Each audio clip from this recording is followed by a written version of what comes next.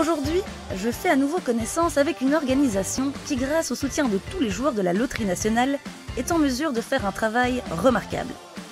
Bonjour. Bonjour. Christian? Oui, c'est moi. Enchanté. Bienvenue. Bonjour. Bienvenue chez Music Fund, dans les ateliers de Music Fund. Donc ici, on répare tous les instruments qu'on a collectés tout au cours de l'année. Puis on les envoie dans des pays en voie de développement ou en zone de conflit. Donc il y a des projets en Haïti, dans le nord d'Haïti. Il y a des projets au Maroc, des projets en Palestine, donc en Cisjordanie et à Gaza, au Congo, Bukavu et Kinshasa et le Mozambique. Et vous, comment vous avez entendu parler de Music Fund? Il y a eu un salon de la musique à Bruxelles, à Tour et Taxi, en 2007. Et ils cherchaient des luthiers bénévoles pour aider à réparer des instruments. Et 3 semaines après, j'étais en Palestine avec le fondateur, où j'ai donné ma première formation donc de réparation, d'entretien de guitare. Et puis ça a commencé comme ça. J'ai été bénévole pendant 7 ans. Donc vous êtes un petit peu le chef d'orchestre des lieux. Oui, exactement.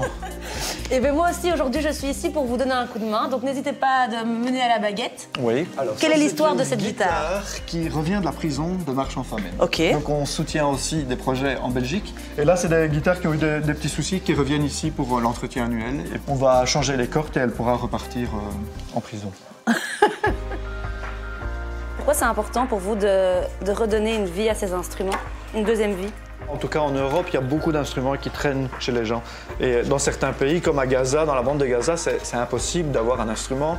Et que nous, avec notre projet, on peut justement donner une deuxième vie chez un étudiant qui a vraiment besoin d'un instrument. Et donc on s'est dit, mais voilà, on va créer un lien entre les pays du Nord et les pays du Sud, avec l'instrument comme excuse. Et via l'instrument de musique, on peut justement apporter beaucoup de bonheur à beaucoup de gens qui ont des difficultés dans la vie. Et donc on s'est aperçu que la musique est vraiment un facteur de lien envers les gens, envers les communautés. Et donc grâce à la musique, on peut ouvrir des portes.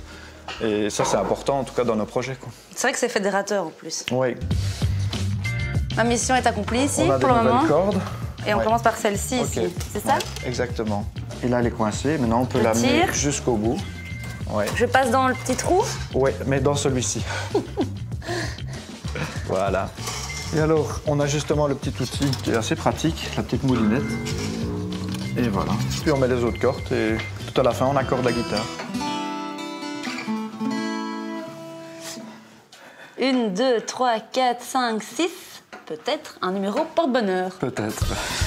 Donc là, vous m'emmenez au stock. Oui, exact. Et alors, Christian, vous stockez combien d'instruments ici? Donc il y a environ 2500 instruments dans le bâtiment ici. Ah oui, rien que ça. Oui, donc notamment grâce aux joueurs de la Loterie Nationale, on peut justement accomplir ce projet à bien.